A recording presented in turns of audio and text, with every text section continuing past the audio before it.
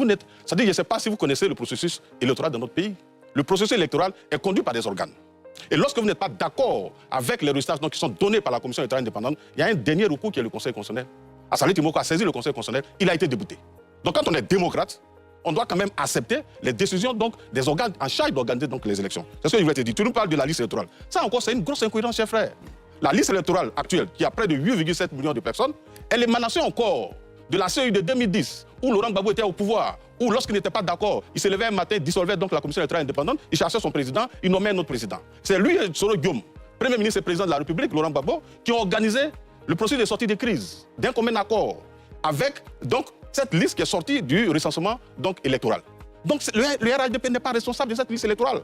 Voilà pourquoi je dis qu'il faut assumer vos responsabilités. Parce que c'est le manque donc, des responsabilités qui nous conduit dans cette histoire aujourd'hui, où on connaît des morts. Donc pour dire aux gars, aux frères donc, de l'ADCI, jusqu'à ce que vous dites que la commission, sous l'égide de la commission électorale indépendante, il y a eu des morts. Mais ce que je voudrais te rappeler, chers frères, c'est que l'élection n'est pas la seule affaire de la commission électorale indépendante. Vous avez le Conseil constitutionnel. Donc il décide en dernier ressort.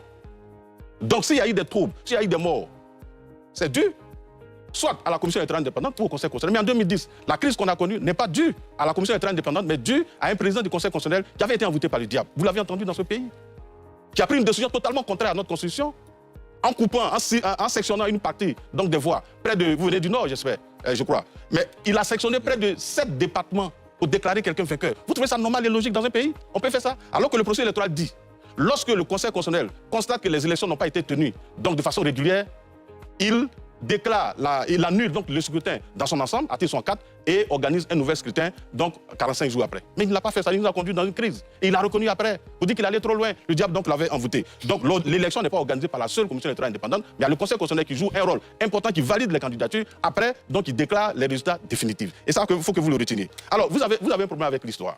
Et ça, je me rends compte. Quand vous citez l'APDH, lorsque l'APDH a porté plainte contre la commission électorale indépendante ivoirienne, et qu'effectivement la Cour africaine des droits de l'homme a donné tort à l'État de Côte d'Ivoire, l'État de Côte d'Ivoire a écrit à la Cour africaine des droits de l'homme pour dire qu'il souhaite que la Cour propose un organe, donc selon les standards internationaux. La Cour africaine des droits de l'homme a dit qu'elle laisse la liberté à l'État de Côte d'Ivoire de mettre en place son organe électoral. À la suite de cela, la commission électorale indépendante qui avait été faite en 2014 a été reformulée. Il y avait, je crois, 15 membres. Lorsqu'on a reformulé la commission électorale indépendante, où on a sorti le représentant, je crois, de l'Assemblée nationale et de certains ministres, on est venu à 17 membres. Et donc, sous recommandation de la Commission de la Cour africaine des droits de l'homme, des réformes ont été faites.